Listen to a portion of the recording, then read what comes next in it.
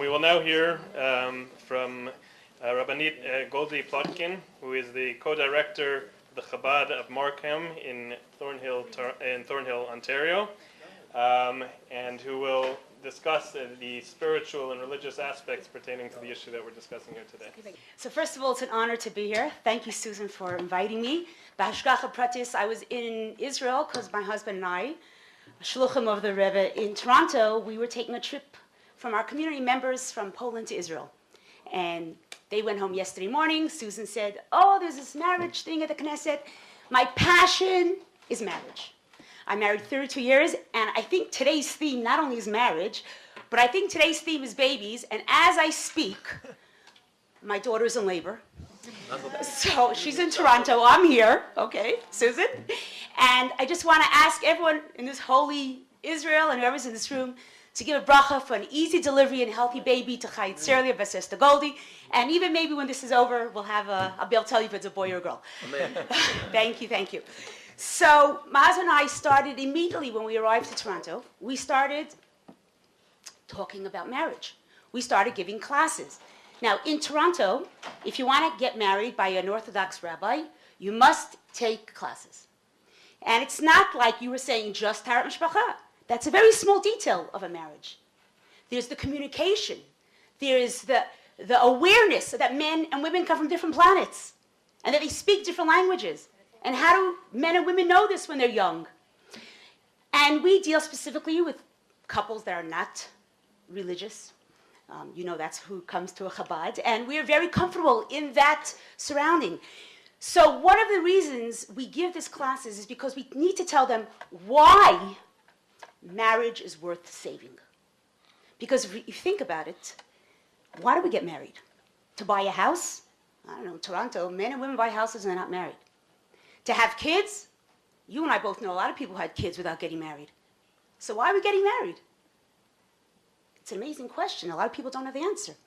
Because in Judaism, marriage is kadosh. And when a man and a woman stand under a chuppah, they bring Hashem, they bring God as the third partner. And when a husband and wife begin their journey with Hashem's blessing, they're already starting to success.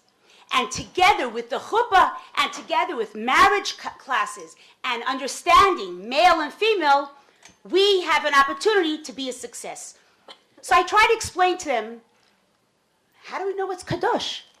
So the Talmud, it's a really good book, by the way. In South Korea, they actually studied the Talmud too.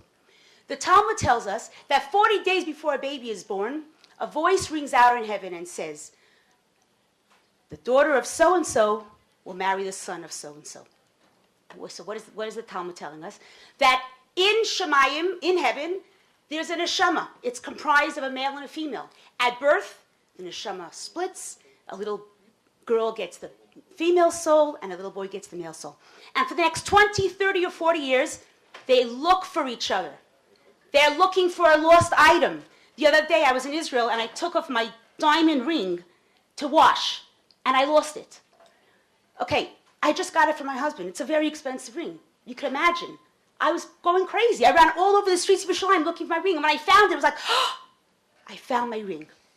We call two zivugim, two couples, a couple getting married, as if they found a lost item. They're finding each other. That's what the Talmud says.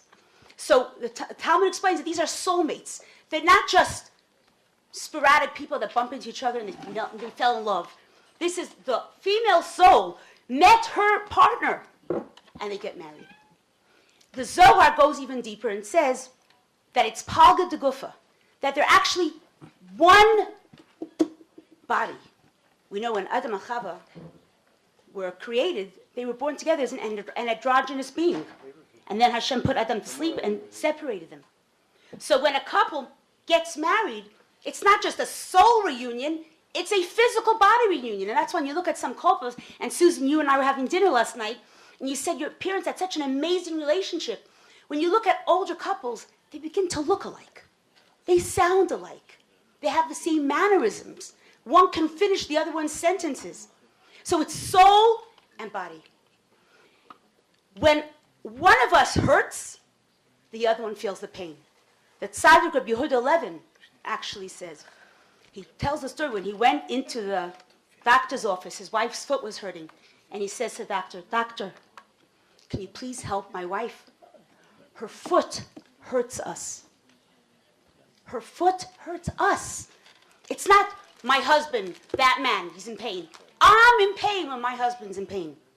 Couples have to appreciate how deep and important this relationship is. The Rebbe speaks so much about marriage and that the foundation, and I think M.K. Malkiel mentioned before, the foundation of the Jewish people is a stable home. The whole world is looking at what's happening in Israel. You probably don't think so, but in Canada and in the United States and in Australia, people are opening up the internet, looking at the Yediot Acharnot, they're looking at the Jerusalem, what's the talk in the Knesset? And you think, no one's listening. We're listening, we're learning, we want to know, because you are the light onto the nations. And the way you go is the way we go. So this is the most crucial legislation you can pass. Because the Jewish people, chas v'shalom, if our marriages fall apart, there goes the Jewish family. Who are we if not for our homes? Who are we if not for Shalom Bayit?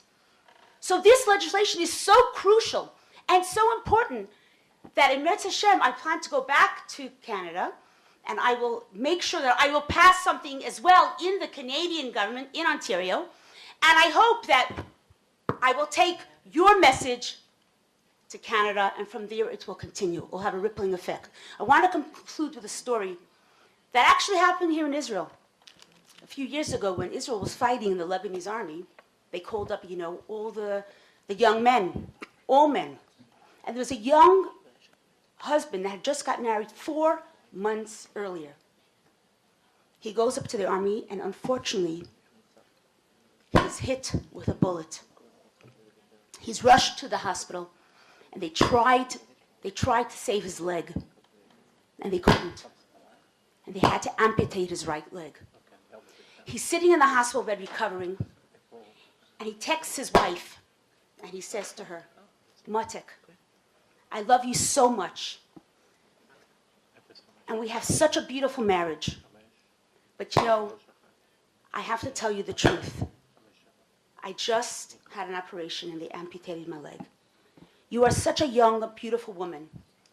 I want to give you permission to divorce me and to get on with life. You don't deserve to be married to a man with only one leg." And she sends him back a message and says, "What? You think I married you for your legs? I married you for you, and you're still here." That's the essence of a marriage. We look deeper than just superficialities, than physicalities. We look at the essence. We look at the neshama, the zivug, the soulmate, the bashert. And when we come, the Jewish nation comes with that message, hopefully the rest of the world will follow. Thank you.